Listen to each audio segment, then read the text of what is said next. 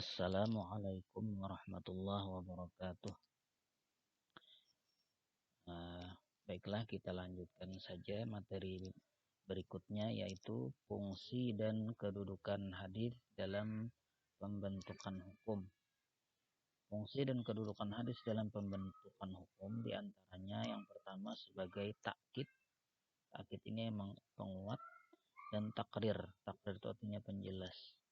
Jadi hadis itu memiliki fungsi sebagai takkid, yakni menguatkan dan takrir dan menjelaskan hukum-hukum yang tersebut dalam Al-Quran. Banyak hukum yang tersebut dalam Al-Quran yang dianggap belum jelas, kemudian dijelaskan dengan hadis.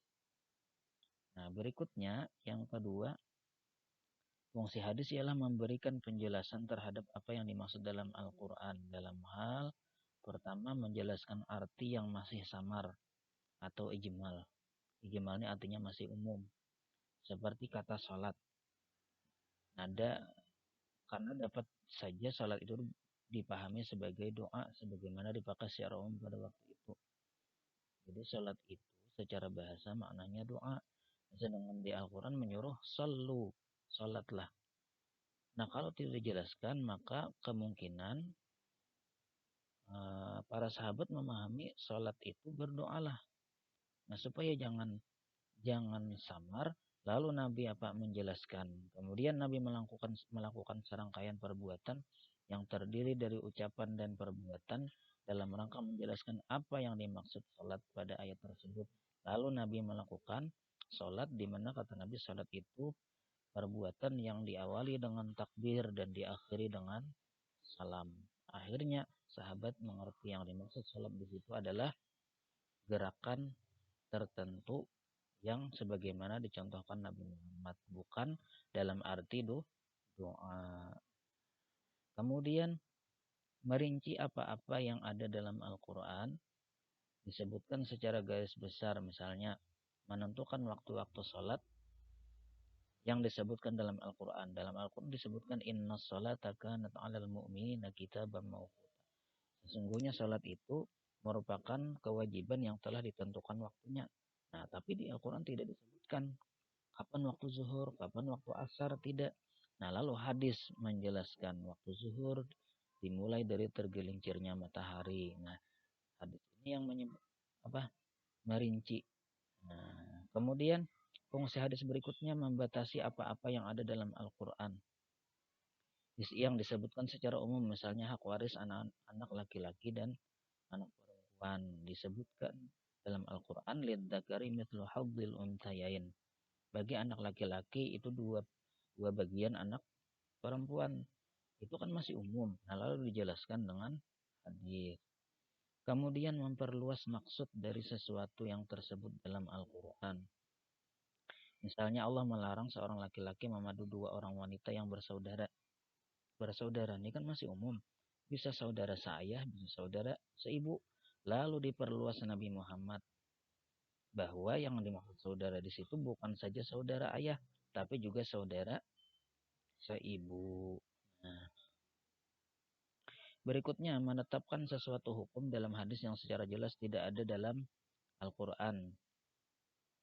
Memang di Al-Quran kan ada, lalu hadis menetapkan, maka itu namanya fungsi hadis itu sebagai isbat. Nah, menetapkan. Nah, jadi fungsi hadis itu merupakan sumber kedua dari Al-Quran dalam menetapkan hukum. Berikutnya perbedaan antara Al-Quran dan hadis. Di sini Bapak ringkas saja. Al-Quran itu lafalnya terjaga keasliannya dan diturunkan secara mutawatir. Sedangkan hadis tidak. Bahkan banyak kan lafal hadis yang berbeda karena beda periwayatnya. Tapi kalau Al-Quran tidak, semua sama. Mushaf Utsmani sama semua, tidak mau beda. Kemudian tidak bisa diriwayatkan maknanya saja. Kalau hadis bisa saja maknanya itu yang diambil kesimpulannya lalu diriwayatkan oleh para perawi, makanya ya kadang berbeda matannya, beda teksnya, karena memang mereka hanya mengambil makna dari apa yang disampaikan Nabi tapi tidak persis apa yang dikatakan Nabi. Nah, inilah nanti yang menyebabkan adanya kritik terhadap sanad dan matan. Kemudian sholat itu dibaca dalam Al-Quran itu dibaca dalam sholat, sedangkan hadis tidak. Ini Al-Quran memegangnya wajib berwudu, sedangkan hadis tidak. Kemudian membacanya merupakan ibadah, sedangkan hadis tidak. Namun sebagian ulama juga mengatakan hadis juga berpahala, namun tidak sama dengan Al-Quran. Al-Quran kan satu huruf diganjar 10 pahala. Berikutnya sebutan Al-Quran memang berasal dari Allah, sedangkan hadis itu tidak berasal dari Allah. Hadis ini kan hanya berasal dari sahabat, tabi'in, dan seterusnya. Al-Quran telah tersusun dalam susunan ayat dan surah yang telah ditentukan. Sedangkan hadis tidak. Itu pang jadi kitab hadis itu ada bab ini itu yang menyusunnya para ulama, bukan tersusun berdasarkan susunan awalnya, tidak. Jadi inilah diantara perbedaan Al-Quran dan hadis. Nah, kira-kira cukup sampai di sini. Salah khilaf mohon maaf. Akhirul kalam. Wassalamualaikum warahmatullahi